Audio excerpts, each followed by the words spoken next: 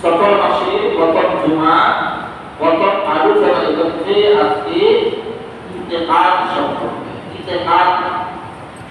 ইতিকাদ শব্দের অর্থ হলো বিশ্বাস করা। ইতিকাদ শব্দের অর্থ হচ্ছে কি? বিশ্বাস করা। একটু আওয়াজ দিয়ে বলেন। ইতিকাদ শব্দের অর্থ হচ্ছে বিশ্বাস করা। বিশ্বাস যেমন বিশ্বাস, দৃঢ়ভাবে বিশ্বাস করা। কাকে বিশ্বাস করা? আল্লাহকে দৃঢ়ভাবে বিশ্বাস করা, আল্লাহর নবীকে দৃঢ়ভাবে বিশ্বাস করা। এতে কোনো সন্দেহ করা যাবে না।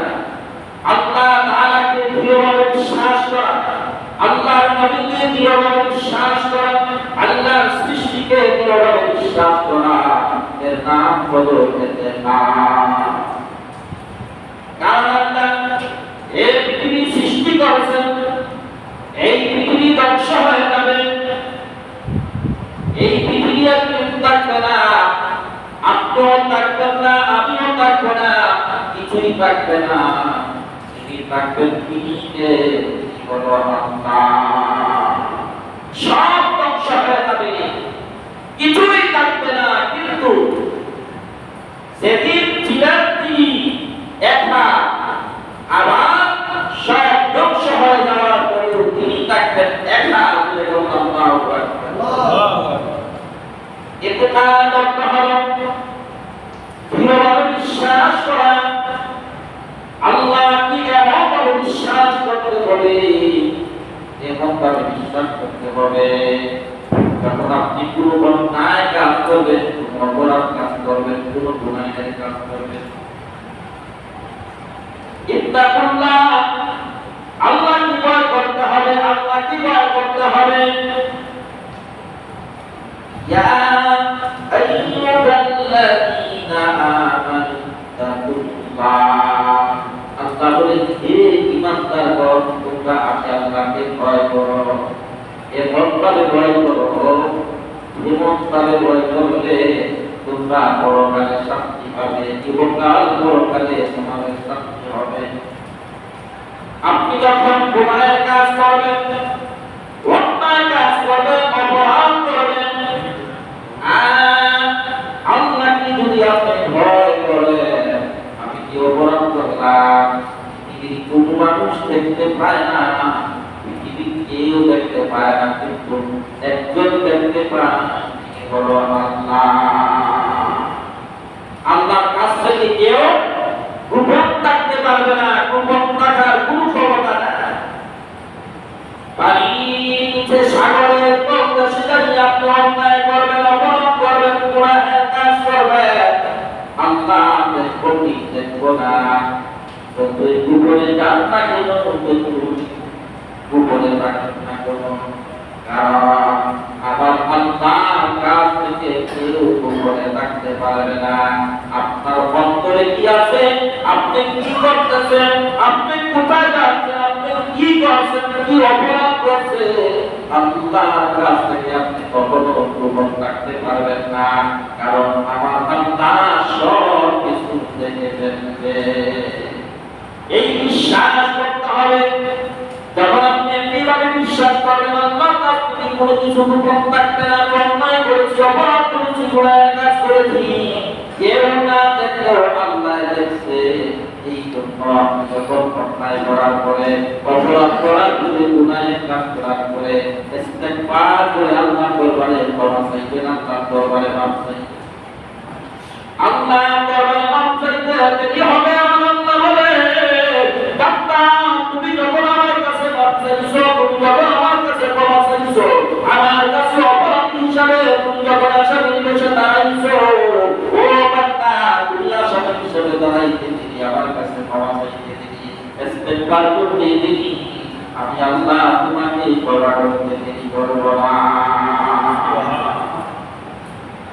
আল্লাহকে বিশ্বাস করতে হবে, আর আল্লাহর ইবাদত করতে হবে। আল্লাহর কাছ থেকে কোনো কিছু গোপন থাকতে পারবেন না, সব আল্লাহর কাছে প্রকাশ্য হয়ে যাবে, সব আল্লাহর কাছে প্রকাশ্য হয়ে যাবে। তারপরে আল্লাহ আপনার জন্য, আমার জন্য সাক্ষী হিসাবে রেখেছেন।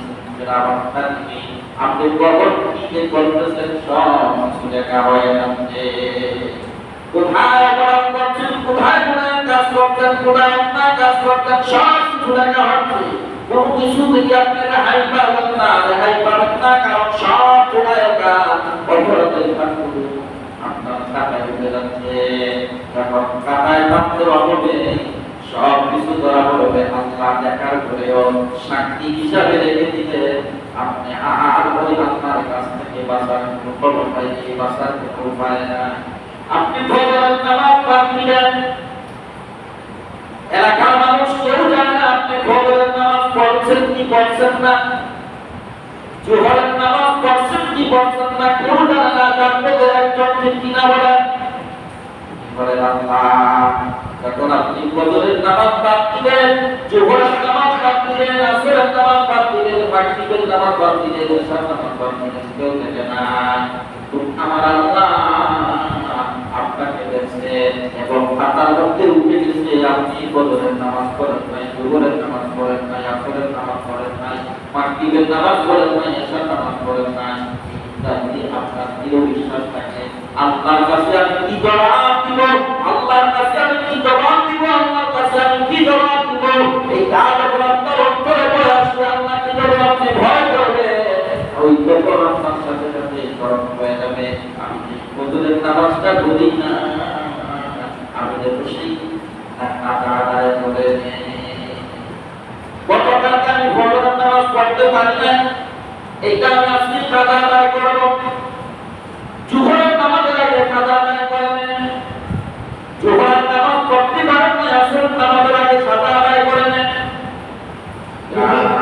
আল্লাহ দরবারে বলতে আল্লাহ সব কিছুর মালিক তুমি, আল্লাহ সব কিছুর মালিক তুমি, আল্লাহ তুমি আমাকে কর্মসাধন করো, আমি যেন সঠিকভাবে নামাজ আদায় করতে পারি, আমি যেন সঠিকভাবে তোমার বন্দী করতে পারি, ইবাদত করতে পারি, কারণ আমি যেন তোমাকে ভয় পাই, আমি বড় কাজের জন্য চিন্তা বলে।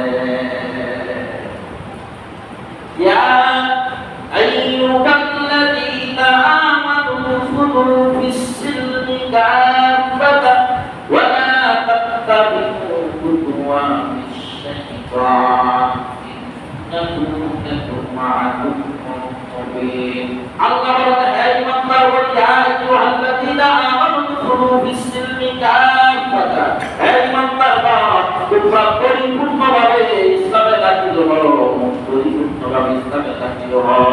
ফিস-সিলমি কাফাতান ওয়া লা তাত্তাবি'ু খুতুওয়াতিশ-শাইতান, তোমরা শয়তানের প্ররোচনায় পড়িও না, তোমরা শয়তানের প্ররোচনায় পড়িও না, শয়তানের প্ররোচনায় পড়ে তোমরা নিজেকে ধ্বংস করিও না। ওয়ালা তাত্তাবি'উ খুতুওয়াতিশ-শাইতান ইন্নাহু লাকুম আদুউন মুবিন, তোমরা শয়তানের প্ররোচনায় পড়িও না, জেনে রাখো শয়তান হলো তোমাদের জন্য পরম শত্রু। আমাদের শত্রুকে শয়তান পরম শত্রু হলো শয়তান। আপনাকে গুনাহের কাজ করাবে, আপনাকে অন্যায় কাজ করাবে, আপনাকে অপরাধ করাবে, গুনাহের কাজে আপনাকে জড়ায়া করবে, আর গুনাহের কাজ থেকে বাঁচার জন্য আল্লাহর দরবারে তওবা চাইতে হবে, আল্লাহর দরবারে মাফ চাইতে হবে।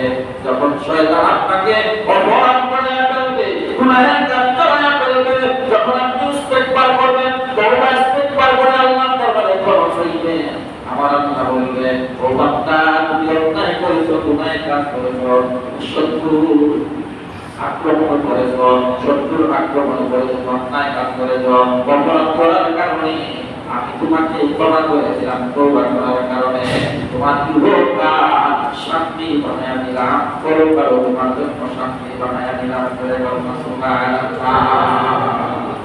কেমন শান্তি হবে, কেমন শান্তি হবে, দুনিয়ার জিন্দেগিও শান্তি, আখিরাতের জিন্দেগিও শান্তি।